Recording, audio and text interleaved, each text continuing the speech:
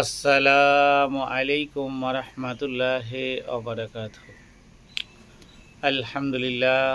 আলহামদুলিল্লাহি নাহমাদুহু ওয়া নাস্তাঈনুহু ওয়া নাস্তাগফিরুহু ওয়া নু'মিনু বিহি ওয়া নাতাওয়াক্কালু আলাইহি ওয়া নাউযু বিল্লাহি মিন শুরুরি আনফুসিনা ওয়া মিন সাইয়্যাতি আমালিনা ওয়া মান ইয়াহদিহিল্লাহু ফালা হাদিয়া লাহু ওয়া নাশহাদু আল্লা ইলাহা ইল্লাল্লাহু ওয়া নাশহাদু আন্না মুহাম্মাদান আবদুহু ওয়া রাসূলুহু আম্মা বা'দ। প্রিয় সুধী, আপনাদের সামনে বিগত 4টে দিন কমপ্লিট হয়ে গেছে, আজকে পঞ্চম দিনে পড়েছে। তো যাকে নিয়ে আলোচনা করছি তিনি হচ্ছেন শেষ খলিফা হজরত আলী রাদিয়াল্লাহু তাআলা আনহুকে নিয়ে। তো ওনার সময় উমাইয়া ও হাশিমিদের দ্বন্দ্ব কিভাবে হয়েছিল, শাস্তি প্রদানের বিলম্ব করার তাৎপর্য, এইসব বিষয় নিয়ে কথা বলবো ইনশাআল্লাহুল আজিজ। উমাইয়া ও হাশিমিদের দ্বন্দ্ব হজরত আলী খিলাফতকালে উমাইয়া ও হাশিম গোত্রের পুরাতন দ্বন্দ্ব পুনরায় মাথাচাড়া দেয়। উমাইয়া গোত্র তথা গোত্রের সদস্য মুবাইয়া হাশিম গোত্রীয় খলিফা আলীর শাসনের বিরুদ্ধ আচরণ করে, মানে কোনো সময় মেনে নিতে চাইছিলেন না।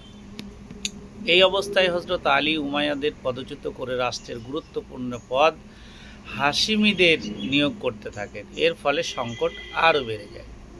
শাস্তি প্রদানে বিলম্ব করার তাৎপর্য যেটা বলতে চাইছি সেটা হচ্ছে, তৃতীয় খলিফা উসমানের হত্যাকারীদের শাস্তির দাবিতে বেশি নাগরিকগণ সবর হলেও হজরত আলী আরবের রাজনৈতিক পরিস্থিতি বিবেচনা করে তাদেরকে জানিয়েছিলেন যে রাষ্ট্রে প্রতিষ্ঠার পর হত্যাকারীদের বিরুদ্ধে প্রয়োজনীয় ব্যবস্থা অবলম্বন করা হবে, কিন্তু তিনি তা করেননি।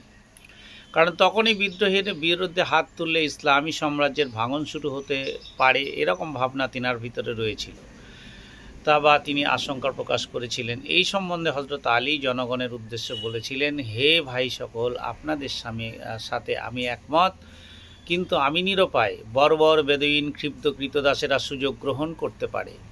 এটা আসলে বহুদিনের অবদমিত পুত্তলিক বহিঃপ্রকাশ এবং আরব দেশকে এই মুহূর্তের অন্ধকারাচ্ছন্নময় যুগে নিয়ে যাওয়ার জন্য দুষ্কৃতীদের একটা প্রচেষ্টা। ওরা ওখানে আমাদের নাগালের বাইরে অপেক্ষা করেন, আল্লাহ আমাদেরকে পথ দেখান। আসসালামু আলাইকুম। বস। হজরত উমারের বিরুদ্ধে ছিল পুরোপুরি অরাজনৈতিক, কিন্তু হজরত উসমানের হত্যা ছিল সম্পূর্ণ রাজনৈতিক।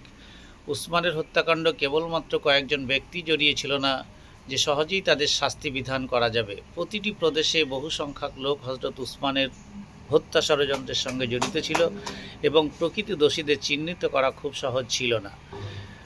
এই জন্য সময়ের প্রয়োজন ছিল। সুতরাং হজরত আলী রাদিয়াল্লাহু তাআলা আনহু বিদ্রোহীদের বিরুদ্ধে তাৎক্ষণিক ব্যবস্থা নেওয়া সঙ্গত মনে করেনি, কেননা এর ফলে বেদুইন ও অনাবর মুসলিমদের দ্বারা সাম্রাজ্য বিশৃঙ্খলা সৃষ্টি ও গৃহযুদ্ধ শুরু হওয়ার আশঙ্কা প্রকাশ করেছিল।